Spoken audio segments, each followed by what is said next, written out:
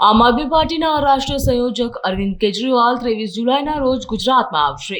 અરવિંદ કેજરીવાલ અને પંજાબના મુખ્યમંત્રી ભગવંત માન ખેડૂતો અને પશુપાલકોને સમર્થન જાહેર કરવા માટે ખેડૂત પશુપાલક મહાપંચાયતમાં હાજરી આપશે તેવું ઈસુદાન ગઢવી દ્વારા કહેવામાં આવ્યું। અરવિંદ કેજરીવાલ અને ભગવંત માન ચેતર વસાવાના સમર્થનમાં વિશાળ જનસભા પણ સંબોધશે।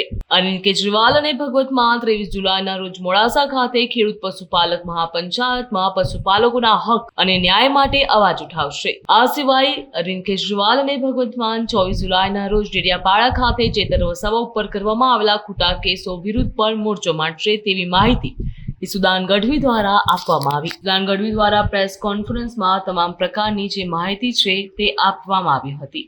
મિત્રો, જે રીતે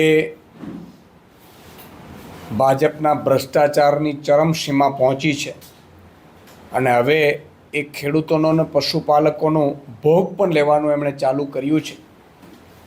દુઃખ સાથે કહેવું પડે કે ગુજરાતમાં, ખાસ કરીને ઉત્તર ગુજરાતમાં, જે ડેરીમાં ભાવ વધારો માંગવા ગયેલા ખેડૂતો, પશુપાલકો, એમની ઉપર ખોટો અત્યાચાર કરીને, લાઠીચાર્જ કરાવડાવીને ભાજપે ટીયર ગેસના છોડાવડાવીને, અને એ પણ એક્સપાયરી ડેટના ટીયર ગેસ, જેનાથી એક પશુપાલકનો, સામાન્ય ગરીબ પરિવારમાંથી આવતા એક પશુપાલકનું મોત નીપજ્યું। ભાજપના રાજમાં અત્યારે ખેડૂતોને, પશુપાલકોએ ન્યાય માંગવા માટે પણ મરવું પડે છે, પોતાના જીવનું બલિદાન આપવું પડે છે। આ ખૂબ જ દુઃખદ ઘટના ઘટી છે, જેને લઈને અમે માંગ કરી રહ્યા છીએ કે આમ આદમી પાર્ટીએ, હું એમના પરિવારને ત્યાં પણ ગયો હતો, સામાન્ય પરિવાર છે, ઈંટોથી બનાવેલો મકાનમાં છત નથી અશોકભાઈ ચૌધરીના એ મકાનમાં, એટલી હાલત ખરાબ છે। ભાજપ જ્યારથી મેન્ડેટ પદ્ધતિ લાવ્યું છે સહકારી ક્ષેત્રમાં, ત્યારથી આ કાંડ શરૂ થઈ ચૂક્યા છે।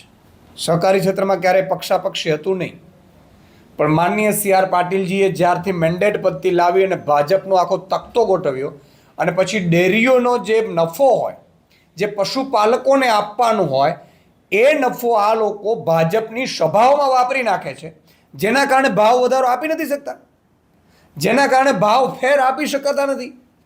આજે લાખો પશુપાલકો છે એ રાત દિવસ મહેનત કરીને પોતે દૂધ ભરે છે, અને ફાયદો ભાજપના મળતિયાઓ, સહકારી ક્ષેત્રમાં બેઠેલાઓ, ભ્રષ્ટાચારીઓ લઈ રહ્યા છે।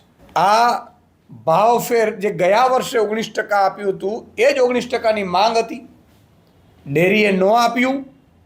એટલું જ નહીં, એમણે વારંવાર દર વર્ષે ભાવ ફેર આપે નહીં, આંદોલનો થાય, એકાદનું મોત થાય, અને પછી એ લોકો જાહેર કરે। અમે માંગ કરીએ છીએ આગામી 2 દિવસની અંદર આ જાહેરાત કરી દેવામાં આવે।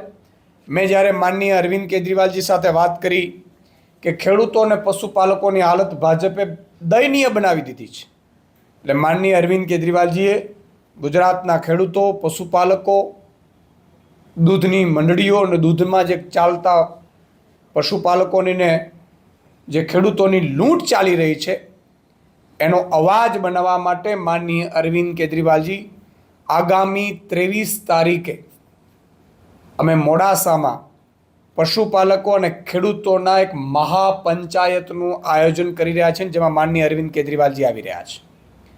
અરવિંદ કેજરીવાલજી સતત ચિંતા કરી રહ્યા છે ગુજરાતના ખેડૂતોની, ગુજરાતના પશુપાલકોની, ગુજરાતના નાગરિકોની, ગુજરાતના મધ્યમ વર્ગની, ગુજરાતના ગરીબો, વંચિતો, શોષિતોની। એટલે માનનીય અરવિંદ કેજરીવાલજી આવી રહ્યા છે।